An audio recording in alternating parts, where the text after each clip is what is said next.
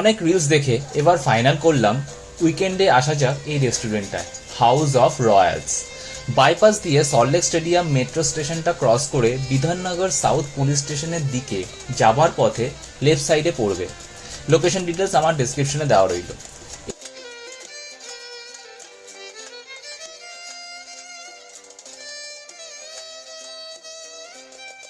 এটা একটা normal family restaurant.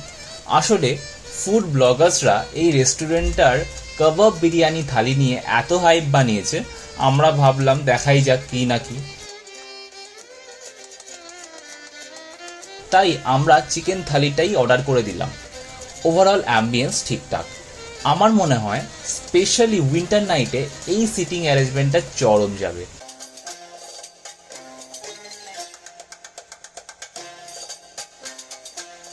Finally চলে এলো আমাদের খাবার।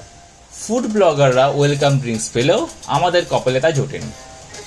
এতে আছে রেশমি কাবাব, টিক্কা কাবাব, আচারি কাবাব, মালাই কাবাব আর নাম না জানা জিনিস, টোটাল 11 পিস কাবাব, সঙ্গে বাটার নান, বিরিয়ানি, স্যালাড, চাটনি।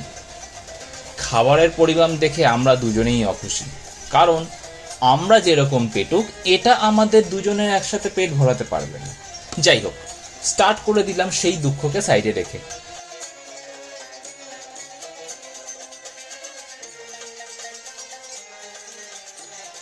ম্যাডাম আবার কাবাবের রেইনবো বানিয়ে স্টার্ট করলেন।